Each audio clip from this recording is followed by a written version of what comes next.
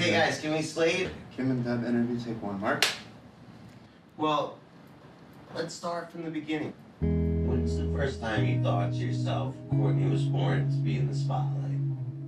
I remember Courtney doing makeup videos. Well, how old was she? About a freshman in high school, maybe? Yeah, she was. She decided that she was going to start a YouTube channel doing makeup videos. She wanted to live like the people she saw on TV that had lots of money and could travel all they wanted. Yeah, there were some TV programs that she watched when she was younger that I think were probably bad influences. One was Keeping Up with the Kardashians. She saw that kind of glitz and glamour, and I think that's why she wanted to go to Hollywood. So when she turned 19, she moved to California. We're here in Santa Monica at the beach, getting some videos. In 2016, Courtney Clenney began calling herself a fitness model and posting to YouTube as Courtney Taylor. Taylor's her middle name. What's up, guys? So I am doing an hour of fasted cardio. The Stairmaster is getting a little bit difficult. She posted a lot of fitness content, and I think it brought a crowd that appreciated her for that as well as her looks. I don't know how long she did YouTube before she figured out that Instagram would be a good way to make money because people would sponsor her. Courtney blew up pretty fast because she was in the right moment and took advantage of that. On her social media, she presented herself as a well-traveled workout star. She was one of those super, super attractive people that would make you, double take, jaw drop kind of thing. Here, Courtney Taylor, I'm doing a shoot in downtown LA. Who is that girl? She's so cute. She was exciting. She had a bubbly personality. I'm totally following her on Instagram. Her social media was full of suggestive imagery that made her very popular. And Courtney was a brilliant businesswoman when it came to social media. In 2017, by the time Courtney turned 21, OnlyFans showed up on the scene. Originally, OnlyFans was touted as a way for content creators of all stripes to monetize their posts, and big celebrities like Denise Richards and Cardi B and Carmen Electra, they all created accounts so that they could connect deeper with their fans. But pretty soon, it became the go-to paywall for pornography. When Courtney started doing OnlyFans, I wasn't aware of it. As far as we knew, she was still active on her Instagram. I'm not sure she ever mentioned it to us, but at some point we did find out. I posted that I wanted some dirty questions for my OF Live later, and I got plenty. So I cannot answer them here. There are no rules on my OF, okay? She knew that I didn't like that kind of content, and her dad didn't like that kind of content, but at some point she was making a lot of money at that. And she and I discussed that it would be very difficult to give up that money.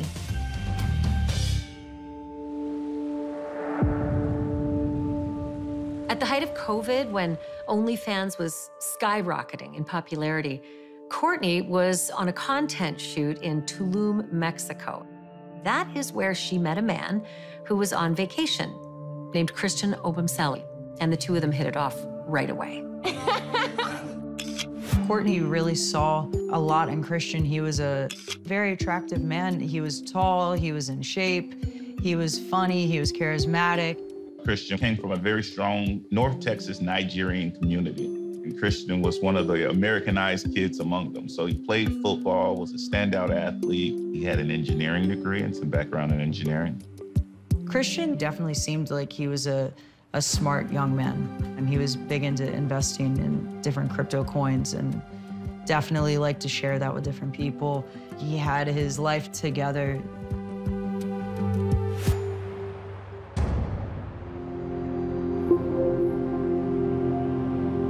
After just 3 months of dating, Christian moves into Courtney's penthouse apartment in Austin. They did get along, but I was uncomfortable the first time I met him because I'm relatively traditional, and the way in which he introduced himself to me was uncomfortable. Just charge right over, hey, Kim, how are you doing? And that's not really kind of my style. We're probably used to being called Mr. and Mrs. Clenney when we first meet. They definitely seemed like they were in love, and I mean, look, they're in Ferraris. Look at this genuine smile Christian had here. They were enjoying a luxurious life, and they were enjoying each other. They were maybe even a little codependent on each other. I don't think that she went anywhere without him. Christian definitely helped Courtney with a lot of her business. It was like he was an assistant / manager. They seemed like they worked well together. He would be helping her take her content, whether it be photos or videos. Everything just seemed fluid and, cohesive. But sometimes what I would hear from other people were that, sometimes there were noise complaints from like when they were living together, and that sometimes the authorities had to be called. Phone calls coming into Deborah, Courtney's upset. I don't know exactly what happened between the two. I just know there was issues. In the content world, there is the potential for couples to have a lot of jealousy and a lot of trust issues when, you're on a set and there's other beautiful women there, probably not in a lot of clothes, if any. I wasn't really experiencing anything of the sort until maybe like Aspen time. Her and Christian got into a big fight, and that was a little scary. Telling me I touched her breast yesterday when I You did. I didn't say you touched it. You said I did. You were leaning. Yo, you were dumb as I remember hearing them argue when that video was taken. There was another model that was around, and I think she thought that he was flirting with her. Christian, you're fired. Fine. Hopefully, shut up. You will never see me again. You are the most good bitch. Shut up. Hopefully you are. Then you Courtney. You get the out of here. I think about by then their relationship was in turmoil. They were fighting all the time. They were just, it was getting toxic.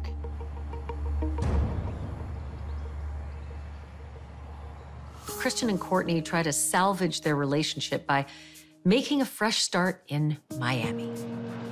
I don't know if it's the sunshine and the BBLs and the booties out all the time or what, but Miami is the OnlyFans capital of the world. We have more OnlyFans creators here than any other city. They're moving into One Paraiso, and it's a beautiful building, one of the newer ones. It was gorgeous. I was very apprehensive about her moving to Miami, knowing that there was conflict in the relationship. I didn't see it getting better. Despite all their troubles, after moving to Miami, Courtney is making more content and more money than ever before, and it kind of looks like she and Christian are back to their old happy selves.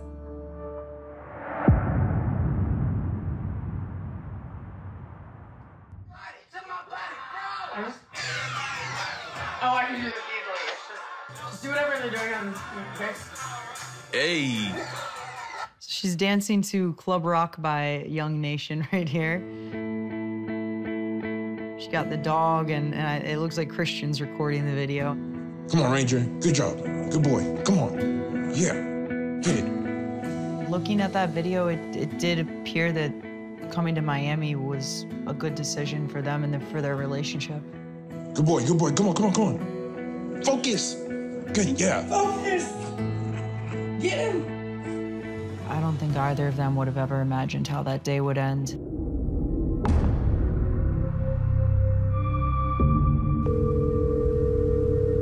One operator Joe, what is the address of your emergency? Well, I gotta die. I can't feel my arm. I can't feel my arm. Ma'am. But my boyfriend is dying of a stab. Ma'am. This is blue gun. Bleeding from his shoulder. Rescue, this is PD position 2. The act to call it. Ma'am, hold on one moment. Call her advisor that her boyfriend has a stab wound. Baby, I'm so sorry.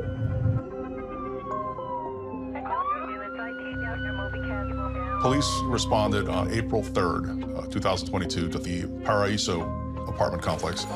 I have dead body upstairs. We'll follow you. We'll follow you. The building security got there before police did. It's evident that something major happened. They see that Christian is seriously injured. They can see him kind of slumped against a wall. Courtney is holding him. Come here, get up. What? Leave. Get up. Get up right now. You get up right now. Why do you have to keep him upright? I just want to keep him upright. Get up right now. There's blood all over the place. There's a couple dogs running around. They don't know what they have. Baby, wake up, wake up. Shh, Courtney, listen to me. Get up. Get up, come on. Get up. Please, get up. Please, listen. Get him up. Get up right now. Jump on the floor. I'll help him up. Get up. No.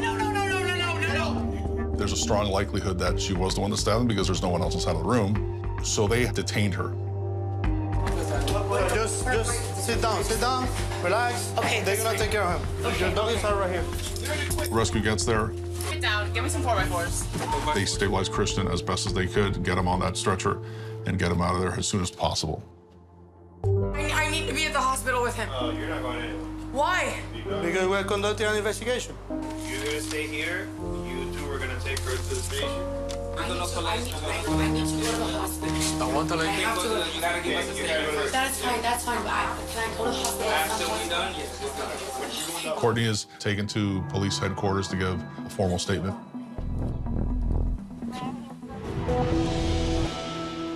As police try to figure out exactly what happened, they talk to building security.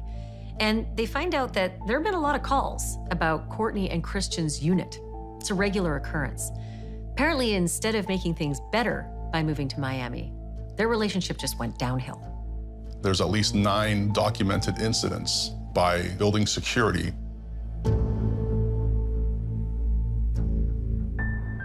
Multiple complaints of fights, noise, yelling, screaming. Police have been called multiple times. To investigators, it looks like this is a domestic violence problem. And then they talk to a witness who confirms their hunch. I see you guys are all up there, and I'm like, I gotta go say something. I walked into the lobby to their building and went up to the police officers, and I told them, I think I need to let you know what I saw a week ago. I didn't see anything today, no, but I did see something last Saturday.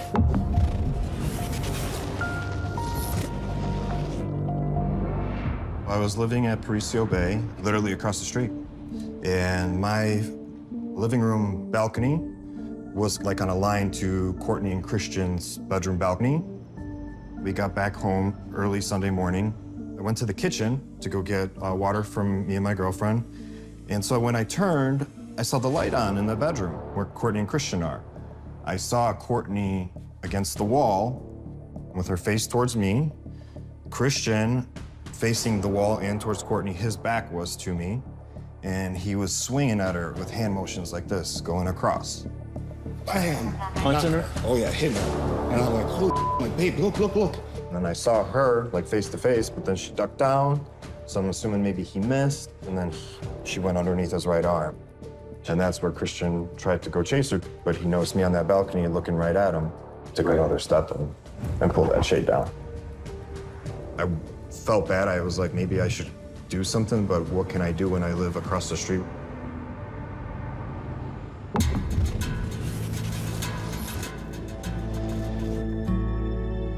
While doctors fight to save Christian's life, Courtney gives a statement to detectives.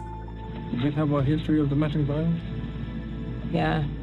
Okay. Now, as far as your DV history, how many times has he ever put his hand on you before? How many times would take a guess in the 2 years you've been to Yeah, maybe like 5 times. Okay. The cops have been up there.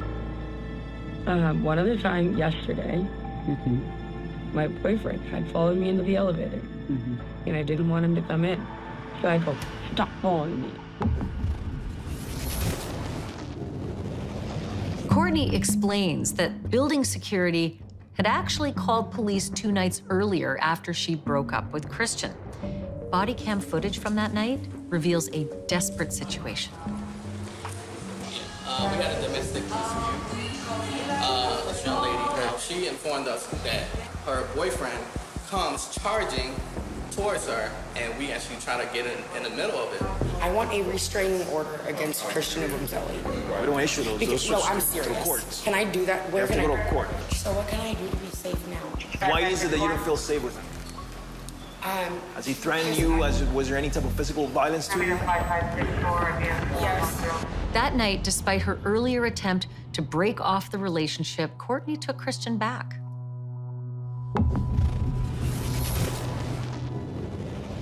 I didn't want him to go get arrested. Like, there's no reason for that. And I really let him have it over the phone. And I let him come back. And from the night, and I was like, okay, you know what? Let's agree. We will never, like, touch each other again out of anger. And he will never gaslight me again. So the last couple days have been, he was just great. He was happy to be back in the apartment. I was happy to have him back in the apartment because I missed him. Despite having worked things out, things changed by the afternoon of April 3rd, when Courtney was unable to track Christian's location with her phone. He came back, and I said something about, like, oh, are you gonna, like, reshare your location with me? Like, do you want to share it? And he said, yeah, I haven't shared it. And I was like, oh, when did you do that? And he goes, the other day, like, when you were done with me. And I was like, okay, well, fair enough. Like, reshare it. And then he told me to reshare mine, and I don't know what I was thinking, but just said something about, well, what if I'm somewhere you don't want me to be? According to Courtney, her backhanded comment sent Christian into a fury. And he ended up pinning me against the wall, and then, I mean, I said, like, choking me on the floor. And I don't think that he was trying to kill me, but I was scared. At some point in time during the fight, he gets off of her, she gets off of the ground. I get my phone from the kitchen of my mom. I was shot in the head. And then he was following me around the apartment. And then he just, like, I could see, like, all the lights in his eyes, and he was, like coming at me. What kind of movements did he make that he, at the moment? He was gonna walk running at me. Running? Okay. Well, charging, aggressively walking, something. Courtney keeps minimizing the level of aggression that she says Christian was showing, but at the same time, she keeps saying she was terrified of him. So I grabbed a knife and I said, don't come anywhere closer to me. I had absolutely no intention of using it. I'm on the phone with my mom, and he's coming at me, and so I was just like, I was like, don't come any closer. Coming at me, and I drew it. How far away was he?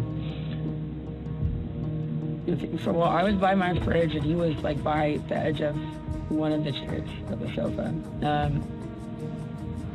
Okay. Like, turning to what 10 feet. She was asked to describe or demonstrate how she flung it, and she went through the motion of flinging a knife. Like this. I mean, I'm still from, like, beside your head. Holding it, yeah. So not like, okay, like I'm holding it like this. This is not the knife that, the blade? Right, the blade. I'm not, I for dang sure did not stab him. That would be insane.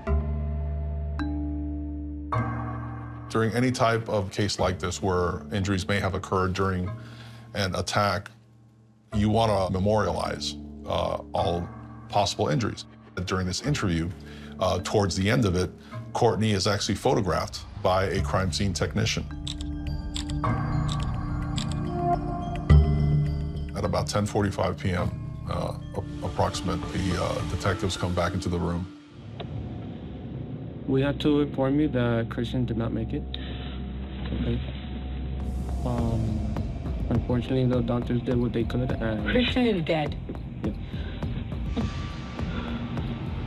Oh my God.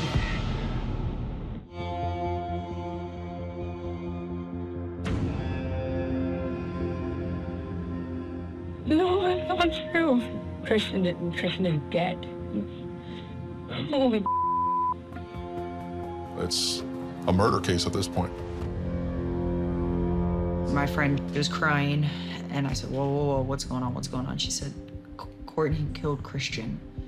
And she said, turn on the news. New tonight, a man stabbed to death in a posh apartment building in Edgewater. The man killed was 27-year-old Christian Toby Obumseli. One person has been detained concerning the stabbing.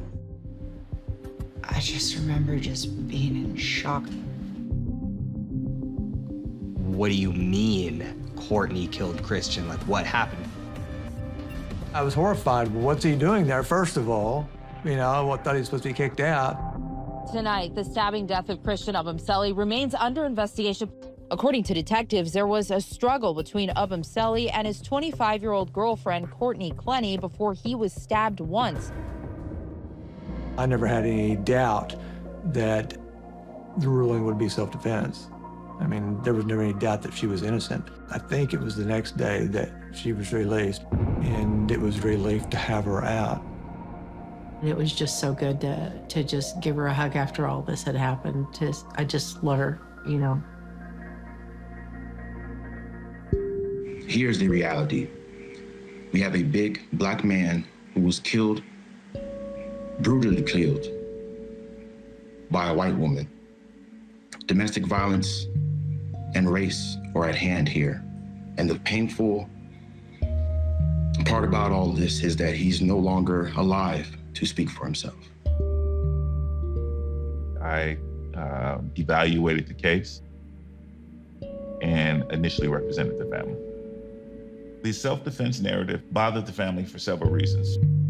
Christian was never accused of being abusive. That's not who he was. He did not have a violent criminal record. So now making him the assailant in his own murder was very, very troubling for the family. Ms. Clenney's only defense is that he was aggressive. She claims I feared for my life after he put his hands on me. Well, those pictures of her neck become very important. Do they corroborate what she's saying? And the answer is no. If someone aggressively put their hands around her throat, hours later, there would be marks and bruises there. At that time, they were trying to say it was self-defense. There's a lot of yet evidence that was gathered by the police that shows that she was the victim here. Eventually, there's an uproar on the internet about it. So we know good and well that that girl unalived that black boy, right? Now it's, oh, it was self-defense? She used her white tails to save herself from any consequences for literally murdering a black man in cold blood. If the roles were reversed, his mugshot would be all over the nightly news. There's absolutely no way on earth we can let her get away with this. After she's released, Courtney moves back to Austin with her family, and she maintains that Christian was very aggressive that afternoon. But the question is, why? Was he still raw because they'd broken up? I think that Christian was desperate. I think at this time where they were in that breakup, it seemed more real than any time before. If Courtney broke up with Christian, that would have been devastating for him. I found out very shortly before the incident on the 3rd that, you know, Christian wasn't happy. He was worried about money. Christian dressed nice. He was in nice cars. It did appear that he would be successful from the outside, but it was all Courtney. He talked about doing crypto, but you really never saw him doing that. Never saw him pay for anything. Everything that was their lifestyle, the traveling, their home, everything came from Courtney. It's basically like the fast life, right? Like when people join gangs or the mob, they want money, power, respect, women, that sort of thing. This is kind of like that. And, you know, once you have it, it's pretty hard to go back.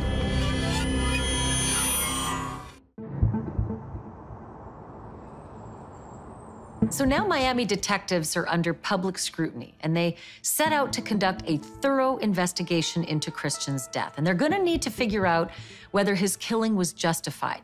And so to do that, They start digging into their past relationship to figure out who typically was the victim.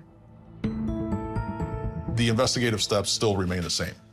You know, whereas it's not a whodunit, because you know who the person is.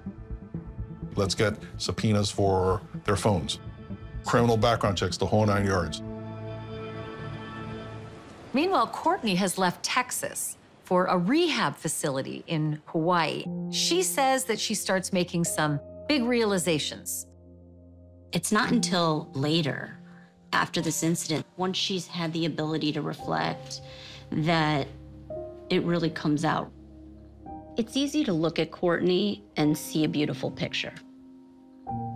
But unfortunately, inside, she suffered greatly.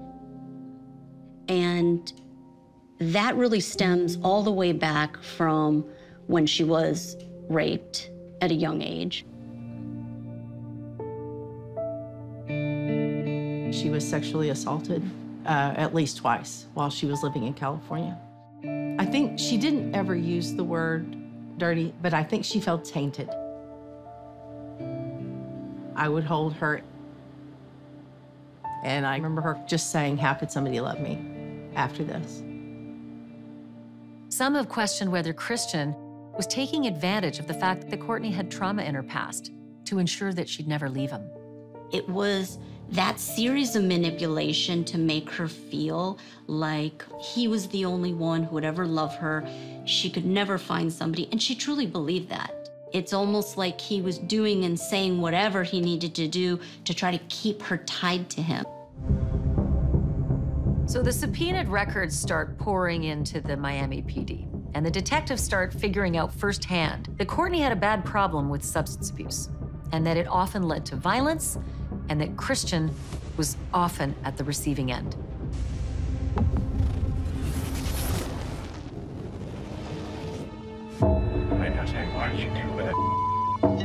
She had indeed been arrested in Vegas during a fight that they had, during which she threw a glass at him. That is considered battery of domestic violence. It's a mandatory arrest. The Las Vegas battery charges were ultimately dropped. But when scouring the surveillance video from Christian and Courtney's apartment, the detectives find further evidence that Courtney was physically violent. Christian began secretly recording his fights with Courtney. You touched the you know damn well the right thing to do is to tell me. Yes, and I am so sorry. So shut up and let me slide, you dumbass! If I'm a prosecutor reviewing these documents, I know that at least I have the mental profile of someone who could have committed murder. 4 months after Christian Obumseli's death, the state attorney's office in Miami-Dade calls an unexpected press conference. Good afternoon, everyone.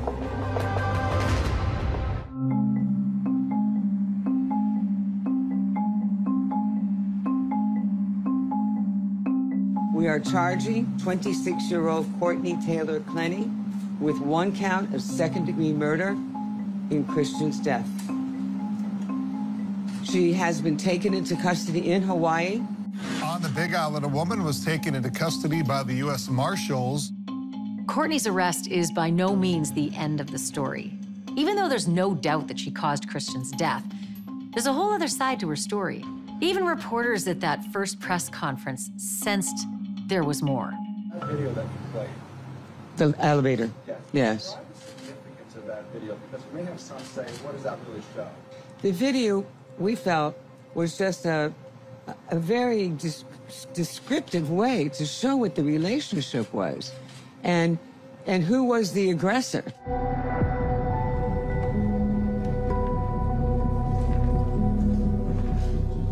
Courtney Clenney walks into a Miami-Dade courtroom for a bond hearing. And while news cameras were broadcasting live, the state calls several witnesses, including the medical examiner, the person who performed Christian's autopsy. Dr. Hutchins, if you could explain, was this a stab wound or an incision wound? A stab wound. On the question of Courtney throwing the knife at Christian, the state levels its most damning evidence. Now, based on the information you received that the defendant was alleged to have thrown this knife, do your observations support that?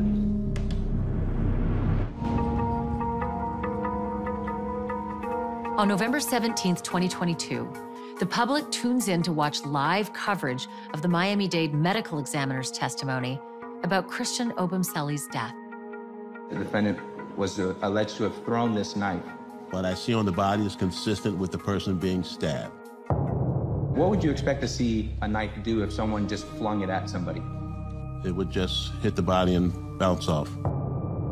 The fact that the medical examiner report shows that she's lying tells us that she believed, at least objectively, that what she actually did by plunging that knife into his chest was not justifiable.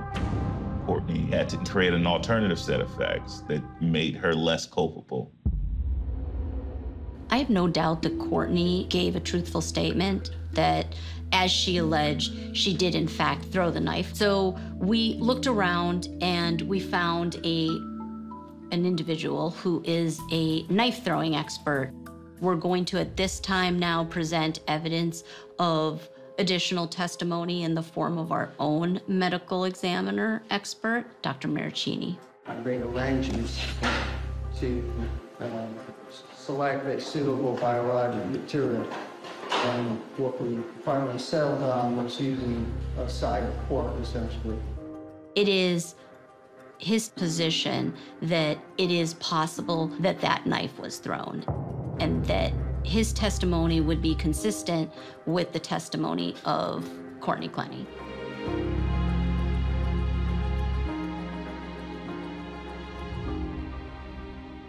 It just is difficult that you are powerless in some ways to make it better.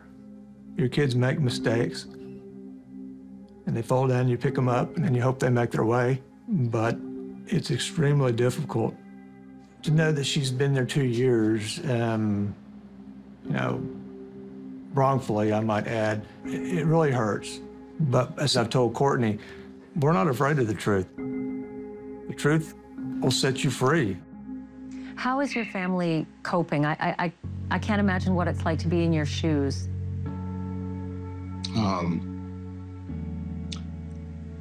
My dad is hurting. My mom is hurting. I'm hurting.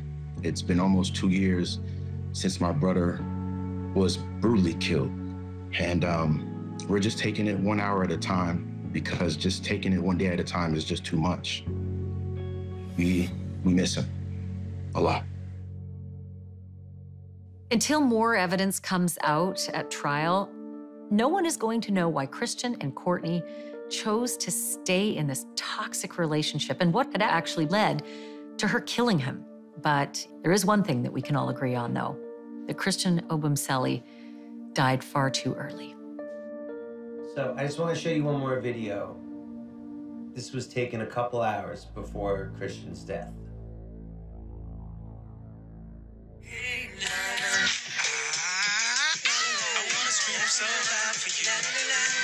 I'm so proud of you, and let me tell you what I'm about to do. A hip-hop Negro spiritual, Hey Mama, from Kanye West. I wanna tell the whole world about a friend of mine. This little light of mine, I'm finna let it shine. I'm finna take y'all back to the better times. He's not a content creator. It's not something he planned to post. He just wanted to sing the song about his mom, you know, to himself and reflect on the lyrics. And in those lyrics, you find, hey, yeah, your sons, we tend to go out and do wild things and do things that you don't approve of, but we remember how you raised us. I almost sense a longing from him in this clip of going back to better times. It's just sad to see that that was the same day, but he looks happy. He didn't deserve that. He didn't deserve that at all.